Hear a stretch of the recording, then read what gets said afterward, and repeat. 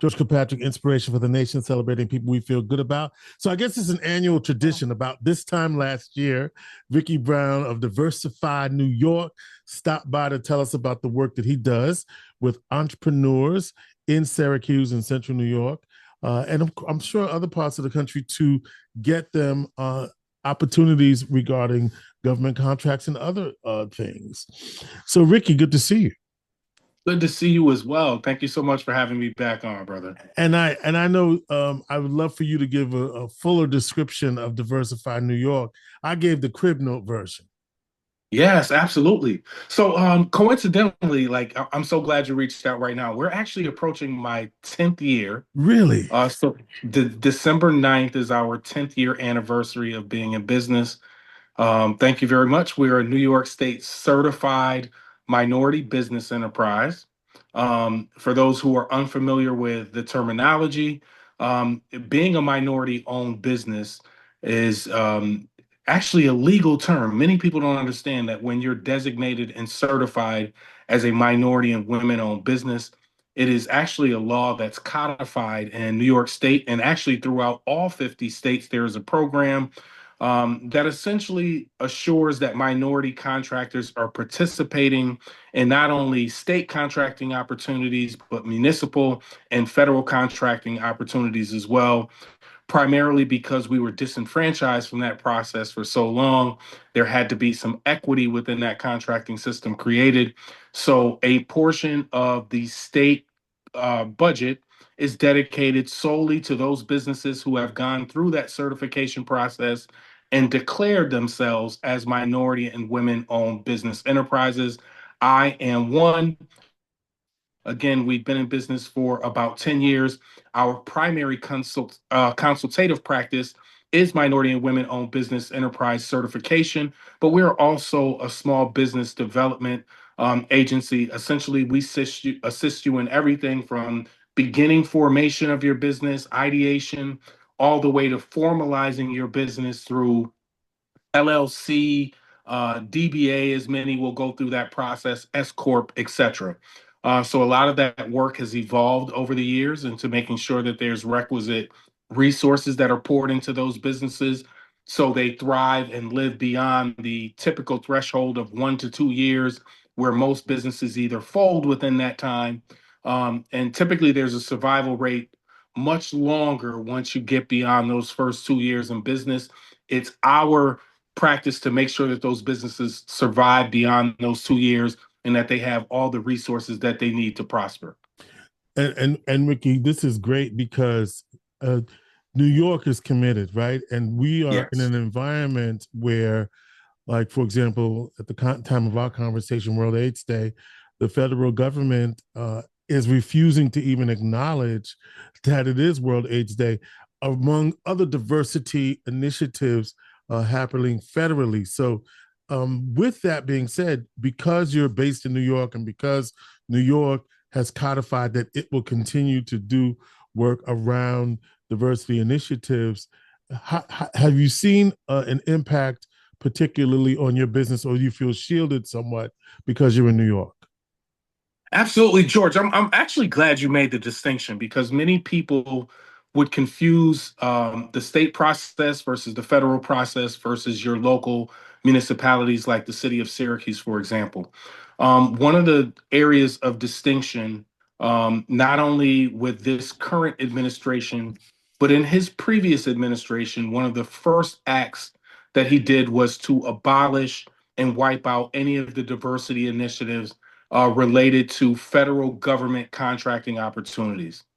Unfortunately, if you look at the consequences of some of the fallout of those changes within the current administration, many of the federal workers that were laid off, for example, were minority women in particular. The DMV area geographically has been impacted a great deal by those changes specifically, but also from a business and an entrepreneurial standpoint, he's wiped away essentially those areas that had dedicated specific amounts of currency and opportunities to minority owned businesses. That's been wiped out. And so all of those years of fighting for equity within that contracting system, at least on the federal level, we've unfortunately taken some losses in that area. We can be grateful to being residents of New York State and participating in the state system, particularly Governor Kathy Hochul. The New York State Legislature has made sure that they are being virulent and making sure that they push these initiatives so that those contracting opportunities continue. So, fortunately for me, as a state resident of New York State, those opportunities are still present. We have state legislators that are still pushing the agenda to make sure that that participation is where it should be. It's on the federal level that we are losing those opportunities. So, great distinction. Yeah, and let me add this. So let's look at 81 and the DOT, right? Because are we Right. talking federal DOT, and is the commitment to DEI or contracting opportunities still existent on the on those No, projects? George, you make a highly relevant point. Again, I see you've done your research for this interview, so this is great. So specifically, when you look at the total dollar value of the DMV opportunity, which is for I 81, which is in excess of $2 billion for that project specifically. Many people don't know that more than 80% of that project was actually dedicated as a DBE based project, which is an acronym for Disadvantaged Business Enterprise. Essentially, it mirrors the MWBE program, which is prevalent in all of the states. But essentially, what this administration has done has wiped away the requisites that the DBE program and initiatives be implemented on that project. So, to be clear, a lot of the gains that we would have had economically through that project have been taken away on this federal level. So many of us are still vying for opportunities. We are participating at a very minimal rate on that project, but that is highly impacted by the fact that the federal rules regarding participation on that project and minority owned businesses specifically have been taken away. So we are inherently and disproportionately impacted by those federal changes. And here's the interesting thing about that, right? The very thing that you're talking about, less opportunities, is why these mandates, if you will, were put in place in the first place. Because without those Exactly. mandates, there would be lesser opportunity. That doesn't mean that people can't compete and play in the big game. But the fact of the matter is, there without that incentive, there seems to be none. And the tragedy, if you will, is that one of the components of the negotiations around what would be happening in the neighborhoods, in the communities, the job opportunities afforded or projected through this 81 construction was a significant part of that. And now that's Absolutely. gone. I say that to say this. So there looks like there appears to be a challenger for the gubernatorial race, or at least someone is announced. Okay. Right. Her name is Elisa Stefanik, if you will. They're fine. Right. I Mhm. want you to be very clear that if she is somehow elected, you won't see that in the state of New York either. Okay. Or at least she would be pushing for that. Yes, we have a legislature that still can do some things, but this person is hook, line, and sinker with this federal administration who don't want to see progress and things of that nature. They want to wipe it all out. So keep that in mind, because some of y'all Absolutely. got cute in 2020. Some of y'all got, Right. is it 2020? No, 2020. 2024. Y'all got cute in 2024, and look at what we're reaping because of that. I just Yeah. want 2023 is when we had the election. Y'all got Right. cute. Y'all started talking some crap. Y'all started, I don't know what people were thinking about, Rickey. But speaking of elections, can I pivot real quick? Can I just hire you as my hype man? Can I hire? So Rickey Brown was part of the team that helped to elect Mayor-elect Sharon Owens, and I don't know who was happier, you or her. 'Cause I'm pretty sure I was happier.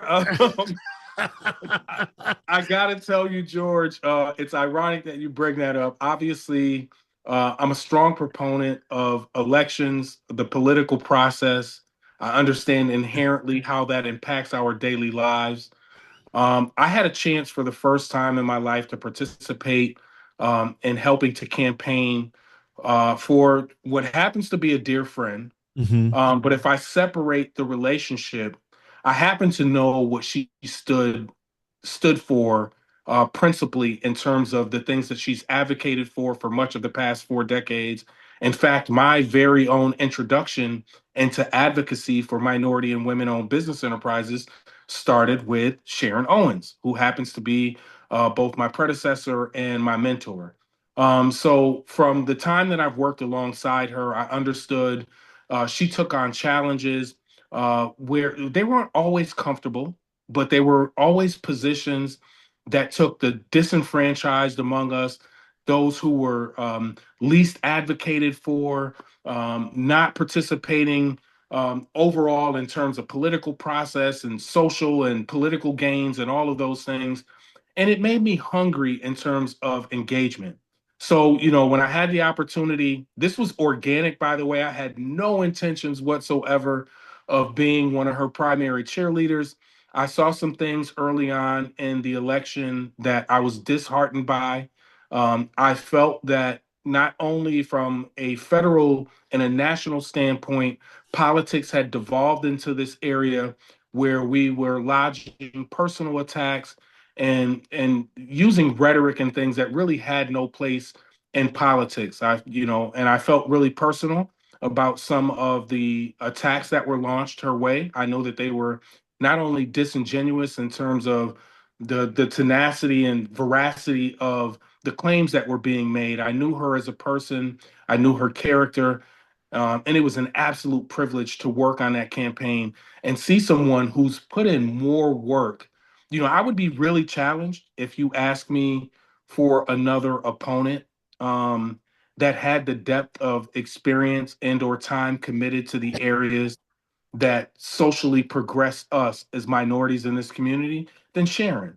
And so that made it an easy choice to kind of get involved from that point. But I think using the medium that you and I are talking about, social media and from Facebook to Instagram, those platforms allowed me to utilize my space, my voice within this community to really advocate for her campaign and to give a voice to her campaign for the folks that didn't know what she had done. And so I use that to my full advantage. Rickey Brown, CEO of Diversify-New York, and hype man for Sharon.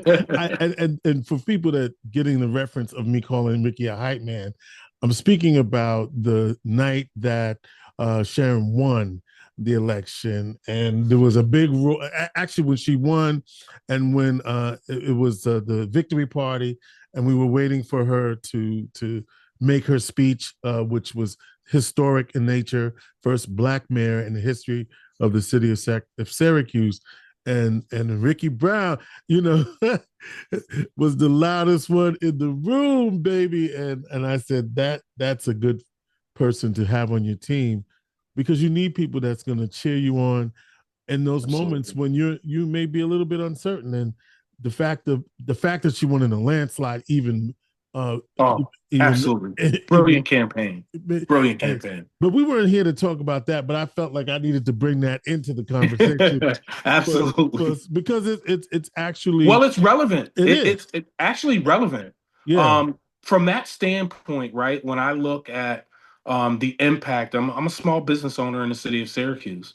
When I look at administrative changes and how this may or may not impact me as a small business owner, I'm definitely looking for someone that understands from a cultural perspective Mhm. that small minority owned businesses happen to be the lifeline of this community. We have large businesses, large infrastructure. We've attracted things like Micron and so on and so forth.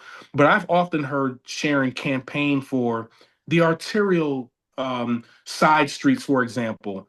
What are we going to do in the neighborhoods? Those small businesses. I saw one, as a matter of fact, Shy Soul.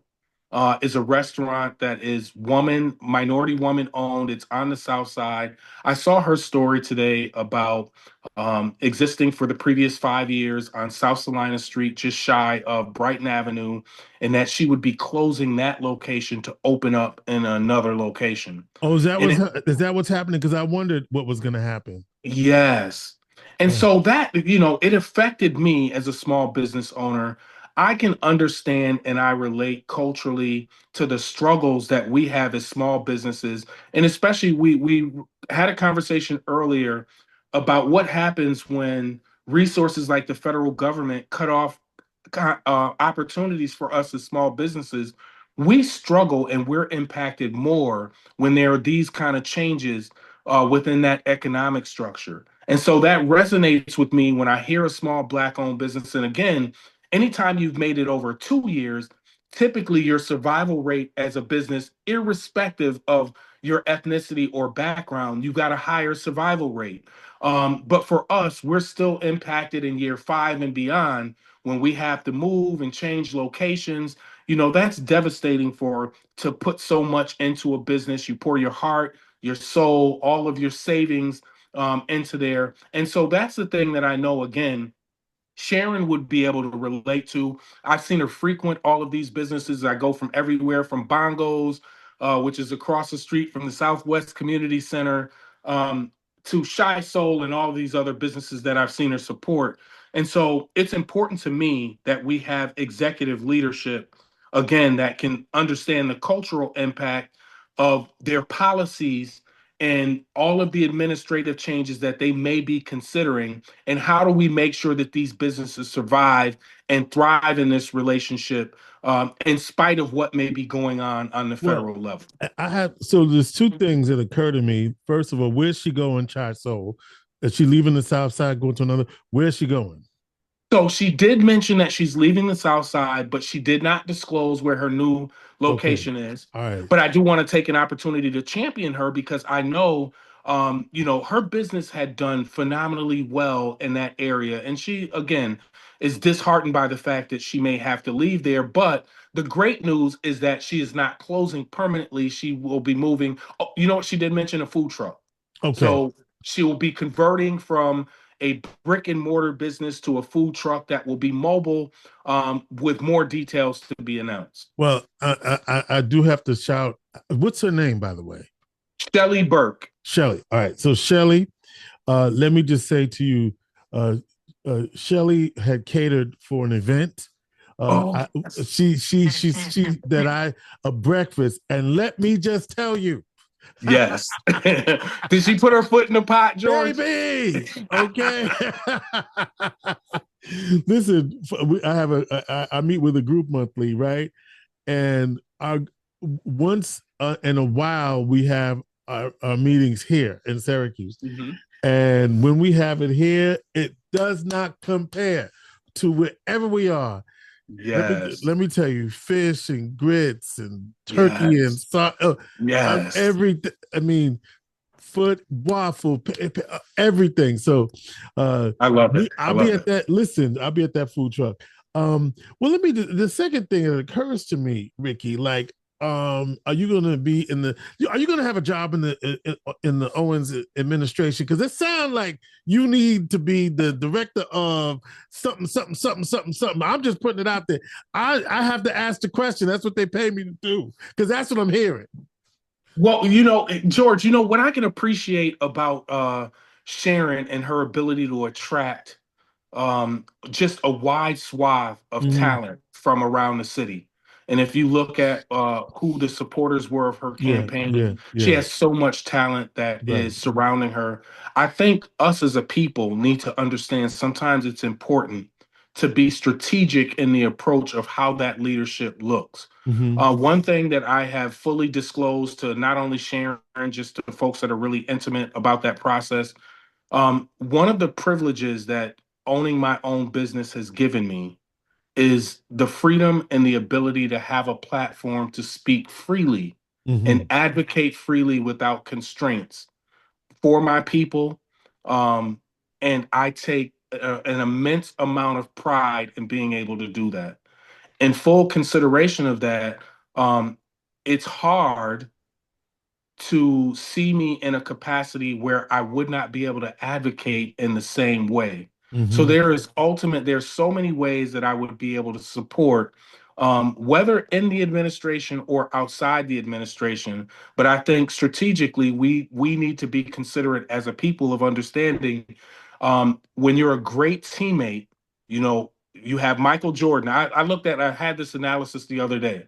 It's great to be Michael Jordan and win 6 rings, but Robert Ory won 7 rings. He was never the primary target of any team that he was on, but he got 7 rings. He had big moments within every championship, and it all counted. That's funny. That's a very interesting analogy. He has seven. Michael only has six. Six. Michael's clearly the man, but Robert Right. Ory was on a team, and he was on several teams, obviously. Right. Right, and he collected seven on his journey. So what I heard you say, Rickey, this is what I heard you say. What I really heard you say is, I'm not ruling it out, but this is the constraints that I have to consider. That's what I heard you say. Now you can do with that, but we'll let the people decide what they heard. But that's what There I you go, George. I appreciate that clarity. Here's what I got. There's an old school saying that when I grew up, it's okay to be the man next to the man next to the woman Go ahead. in this instance, right? Right. And so I heard exactly what you heard, George. Thank you. I got you. And that's all right, because look, you have demonstrated through your work in the community that you're about the community, right? And you've done that for decades. And so I think the idea that you would be concerned about a truly diverse and economic ecosystem that is diverse and inclusive for Syracuse and Central New York, that you would be concerned about that. And if you have an opportunity to do that in whatever way you can, I'm sure you will. And so, what does that look like for you then, inside or outside? What does that look like to really have a truly diverse, inclusive economic ecosystem? Because one of the things that we see is, it's hard for any business, and for our businesses, it's really hard. You know what? I'm not going to skate around it, because I've got something on my mind that really I Sure. just need to. So the question is about, what does it truly mean to have a diverse and inclusive economic ecosystem? But what I'm really thinking about when I say that is, what happened to our brother Reggie on the corner of Kennedy in South Carolina on a Java Cafe, where they broke into his spot. You know what I'm saying? And I know other things happen to other people, but that really hit me hard, because here is a brother. You talk about inclusive economic ecosystem on the South Side, beautiful place, culturally relevant Rich, for rich. us, right? And yet, right? Somebody thought it was cute to come around 3, 2 o'clock, whatever time in the morning, and muff the place up. That ain't Right. right, So that's it's challenging enough to be in business, and then to have something that you really poured your life into, to have it dishonored and disrespected. That's what I felt. I felt disrespected in Right. that in Right. that in that situation. So, you know, what does that have to do with an economic and inclusive and diverse economic ecosystem? I guess what I'm saying is, as much as we want that, we also have to support and maintain it. Yeah. I think that number one, Reggie's a big brother of mine. Likewise, Shelly is someone I consider family. And actually the same thing happened to Shelly. So if you look at that corridor between his business and Shelly's business, which is, maybe 7 or 8 blocks, 9 blocks apart, whatever the distance is Yeah, a between little there. right, right. It's a minute Yeah, down the just a road. Yeah. little bit further, but nonetheless, it happened right in the heart of the South Side, in the heart of the what we would consider the cultural hub for us as Black and Brown people in the city. What it shows to me is that generationally, there is a disconnect between the young folks in this community who unfortunately grew up under the perils of poverty, much like us. The Right. difference with our generation is that we experienced it in a way where we had advocacy, we had forefathers who stood on their business, who made sure, they marched, they did all of the other things that made sure that they advanced us as people so that we have the opportunities that we have now. I feel like the younger generation may feel disenfranchised and disconnected from us in terms of that. And unfortunately, because of that, the choices that they make related to some of the offenses that are committed, whether it's stealing cars, whether it's breaking into businesses and taking things that you don't own, we have to have a cultural assessment within our own community that addresses these issues. So primarily, I'll give you an example. My son just called me tonight with help um, in terms of advocating for him for a position for employment. It would be a failure of mine, not only as his father, but as someone that's intimately involved in his life, not to assist him along that journey. And that included everything from taking the time to spend with him to make sure that his resume was prepared, for example. And so I think we as a community just have to do a better job of connecting those folks to opportunities that would limit the bad choices that they're making. In many instances, um, those youths are making those decisions out of desperation. They come up from broken homes. They may be disconnected from having a male father figure in the home. Their mother may be struggling, trying to keep things together as a single mom. And none of those things are excuses. But what I'm saying for that generation is when they're left with choices where they feel like they don't have a lot of options in terms of doing anything positive, that they make bad decisions. The conversation I also had a little bit earlier today was, you know, um, firm decision making takes place in the prefrontal cortex, which often doesn't happen until that child hits 25 years of age or older, right? And so if you look at the demographics of the crime statistics that are happening, many of those kids are in the 16 to 21-year range. So their prefrontal cortex isn't even developed yet. And again, they have so many limited options in terms of choices that they're making. I think it's up to us as a community to reshape how they're viewing their involvement and engagement with us as a community. We've got to wrap our arms around these brothers and give them a few more opportunities so that they're not self-destructing, not only with harming each other in terms of some of the gang violence that you see happening, but when I see businesses that are affected, like you said, that's in the center and the cultural hub, that should be a sacred place within the community where it resonates with anybody that's from our community. Right. This is off limits. We Right. don't touch our own. Right.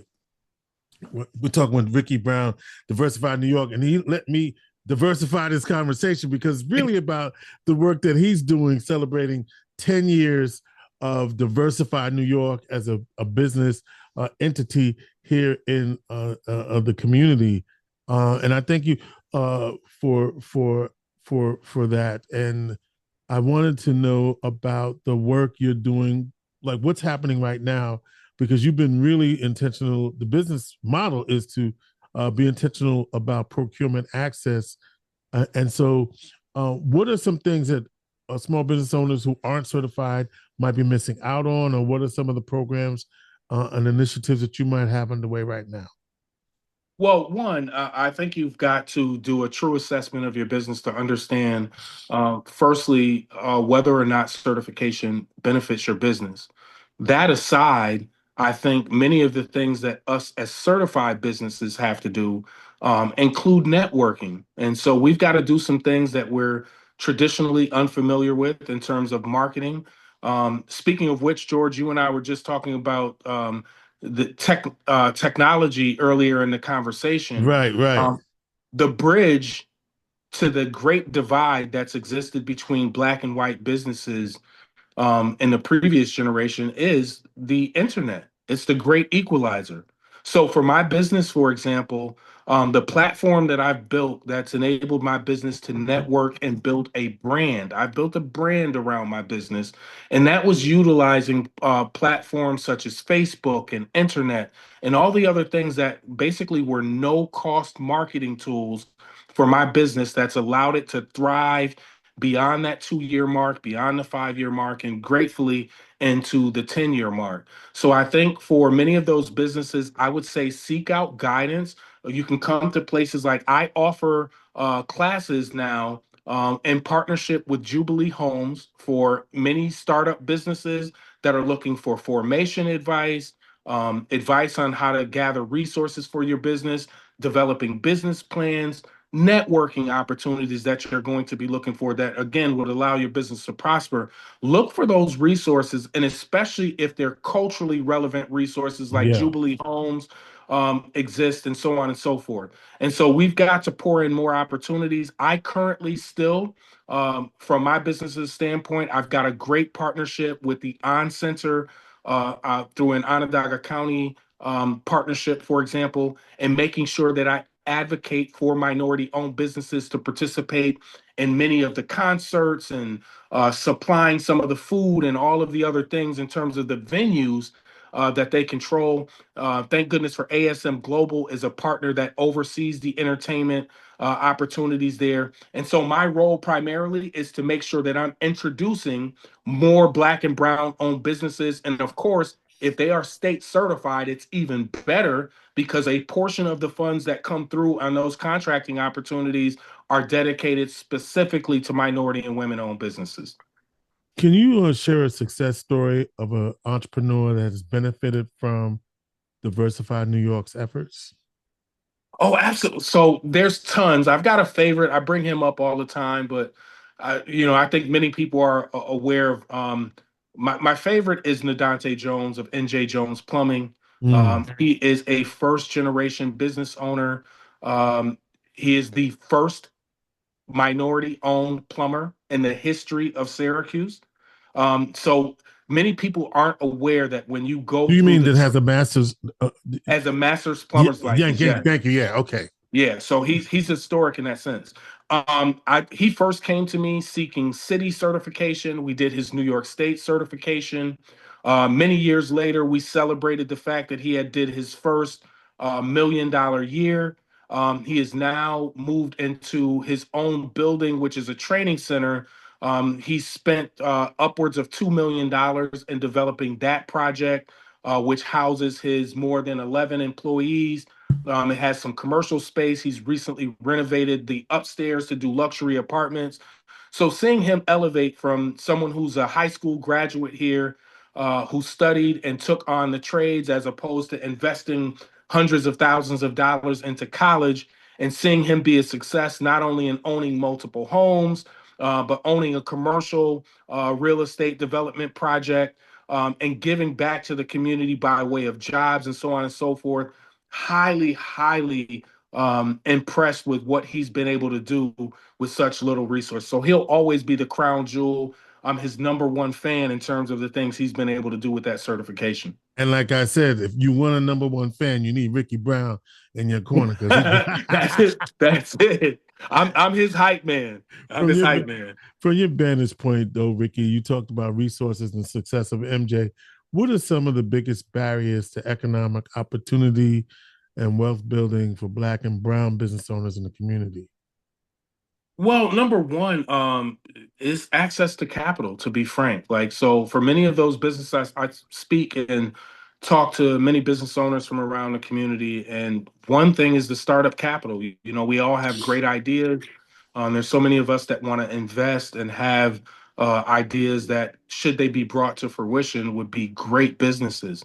But without that capital, without being able to establish yourself or your business credit, that's part of that discussion that I'm having with those folks that are enrolled in the classes at Jubilee Homes, separating your personal credit, for example, from your business credit. How do you establish your business credit? Really important conversations in and around that.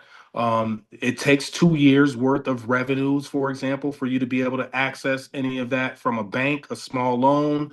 any of those things. So that would be the primary thing. But some of the other obstacles include, again, when you have um, you're being federally impeded through administrative changes, when programs are blocked, and you fight back some of the gains that we've made through the civil rights movement, for example.